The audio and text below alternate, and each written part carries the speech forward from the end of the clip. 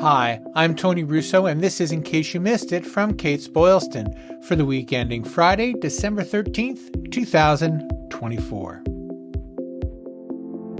Before we get started, I just want to let you know that the clock is ticking on our subscription special for Funeral Service Insider, the newsletter. We're running the year in review for the next couple weeks, and we've got a bunch of stuff planned for next year. I've already got some great stories lined up for January, and beyond, we'll have some special series that I'm working on. So it's going to be a good year to be a subscriber if you're not already.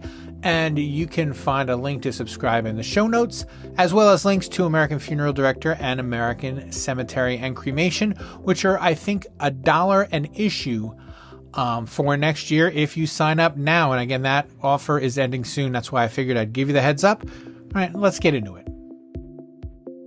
First up, an activist investor is calling for the head of Matthews International CEO Joseph Bartolesi. They say during his 18-year tenure, they have seen profits and returns drop unacceptably. Matthews at one time traded near $50. It started the year at $36. Now it is down around $29.88. That's as of this report. We don't know what it's going to open at this morning, but they blame him and the current board for spending too much money on the manufacturing sector and dithering around too much in the battery sector and not focusing enough on the memorialization sector, which produces about 60% of their revenue and profits. And so what was interesting to me about this was we reported back in May, a gentleman named Nick Ripostella of NR Management got on the call, which is usually just covered by, professional analysts, not necessarily investors. But he got on because he hadn't been able to get through, and he complained that the board was not receptive to small investors and that it didn't take them seriously. And he said very much what Barrington said, which is they would like to see more paid attention to memorialization and less paid attention to this manufacturing arm, which has struggled in recent years. In its response, Matthews said that the manufacturing sector is on its way back and that they have made steps to improve it. Also, during the most recent conference call, and as was relayed in their rebuttal to Barrington's letter, they said that they are looking to get rid of some things, but they're very cagey about what they're looking to dispose of. What's the magic word they used? It was strategic alternatives to some of their products. So we'll see what happens as this goes along. In April, Matthews is set to have its annual shareholders meeting, and Barrington said it was going to be at that meeting and that it was going to put up 3 alternative board members that would be more friendly to the Barrington approach to how Matthews should be run. Barrington also already has 2 members on the board, and we'll keep following this story as it develops. In mortuary school news, Pierce Colleges of Funeral Service and Mercer University signed an articulation agreement that would allow students to earn their bachelor's degree in business management in as little as 12 to 18 months after they've already earned their associates in mortuary science. If you're interested, there are plenty of details at the website, which you can find a link to in the show notes. Interesting, this week, Park Lawn has announced that it had bought up a bunch of funeral homes in the Rockford, Illinois area. Park Lawn has been on a buying spree, as they said they would be right before they were acquired by homesteaders, and had that cash infusion that they needed and the backing that they needed to do the kind of expanding that they had promised before going private. However, one of the really interesting things in this case is that local funeral directors have kind of spoken up against it. Kristen McNames, who owns Grace Funeral Homes and Cremation Services, spoke with one of the local papers about how how she felt about corporate ownership. She worried that it undermined the community's trust in family-owned businesses. The same with Tom Honquist of Honquist Family Funeral Homes, and they have a crematory. It says funeral homes with crematory. I don't know if that is just a typo, but he has already made his succession plan, and so has Ms. McNames. But that isn't really what's at issue here, because what's very interesting is the person from whom the Fitzgerald Funeral Home was purchased actually lost his funeral director's license in 2019, was revoked by the state.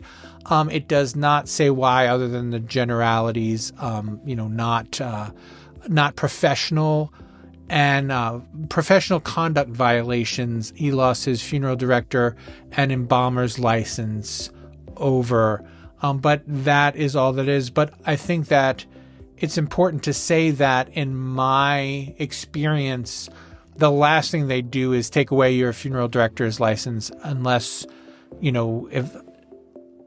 there is no other option. So it's interesting that one wonders whether or not anyone was willing to buy it. One of the things that we wrote about, I've written about, but you haven't read, in the year in review, is the discussion about the number of funeral homes that are expected to close in the next few years. I'll put a link in the show notes to the story we wrote about Chris Kruger of the Foresight Company's presentation at our June event, where he talked about not having a succession plan and that so many funeral homes will just have to close, just stop. And since he said that, we've reported several times in the In Case You Missed It column of funeral homes that have just shut their doors. I did a feature last year, earlier this year, I guess, still, on a gentleman who goes around buying up the pre-need contracts just so he can reach out to the families and say, you still have a place to go when you need to execute these pre-need contracts. So it's a difficult thing. I mean, it's always easy to slam the big companies, and it's kind of, without thinking, it's easy to say, that the corporate entities are doing this and the corporate entities are doing that. But, these are funeral homes that might not otherwise get purchased. So there are two sides to it. But there's only one side to succession, and that is get it done. I mean, the option is, other than, if you prefer to have control over your legacy and you don't have a succession plan in place this very moment, then you have zero control over what happens to your legacy. And it's a point we make over and over and over again, because especially for small independent funeral home, succession plans are critical if you want to continue to have this, if you want to continue your legacy and have, for some reason, a problem with a consolidator or the larger corporate consolidators. So again, link to both of those stories in the show notes. They're definitely worth a read. I have been reporting on and off on the White Marsh crematory conundrum here in Maryland, where I live, for the last 2 years, pretty much since I started here. There is a crematory that is slated to open, has been slated to open in White Marsh for about 2 years, and the neighbors don't want it. And as someone who's actually reported on land use here in Maryland, I have zero pity for people who find out that something that they wish wasn't going to happen is happening, and they go and they cry to their representatives. And Maryland has already passed emergency legislation preventing crematories from opening within 1,000 feet of homes, schools, or facilities serving children or the elderly. Now, in the name of fairness, it's important to call out these kind of things. And if you don't, they're suggesting that he, give up on the $2 million he already spent and walk away and let somebody put up something else there that they, think is more consistent with their neighborhood. Selfishness and self-centeredness is what's important in their neighborhood. And I don't think they sell that. I think that just comes naturally from some businesses. So that's my rant for the week. Link to the story in the show notes. Back in early September, we reported on Patricia Sierra, who was a woman in Las Vegas who stole a casket out of a funeral home and ran away with it. On her way out, the body fell out of the casket and into the kind of lawn area of the funeral home, and she continued on. And among the things that made me want to report on it was the casket was not immediately accounted for. And also that she turned herself in and saw that she was on the video and admitted that it was her who did it. She had no memory at all of it. As I said at the time, if it was drug related, I hoped that she was going to get help. And as it turns out, she was sentenced to a drug rehabilitation program rather than to jail. And she will have to have regular drug testing and continue in with the program. And if she has any violations of either testing positive for drugs or not showing up for any of her outpatient treatment, she will be sent to jail for a minimum of a 1-year prison sentence. But I hope it works out for her. And again, terribly sorry to the family who had to endure that.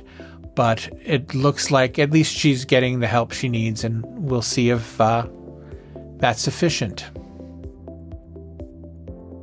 And that will do it for this week. In case you missed it, is a Kates-Boylston production. It was written, edited, and videoed by me, Tony Russo. Please subscribe wherever you're listening now. I mentioned this on the podcast in the last episode, so I want to mention it again. If you are listening on your computer and don't know how to subscribe, I would like to tell you briefly. If you have an iPhone, you have an app called Apple Podcasts. Just click on the app that says Apple Podcasts, type the word Funeral Service Insider. We will come up first because that's the name of our podcast. If you have an Android device, there are a bunch of different podcatchers that you may download. You can go to the App Store and see which podcaster you want the most, or you can just download Spotify and subscribe to us on Spotify podcast.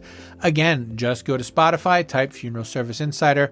Pow, we come up first. Also, if you're on Spotify, you should follow SemJams, which is the monthly release of suggested listening from our friends at American Cemetery and Cremation. And finally, if you have anything that you want to see covered, please don't hesitate to reach out. You can reach me via email in the show notes. Thanks so much for listening, though, and we will catch you next time.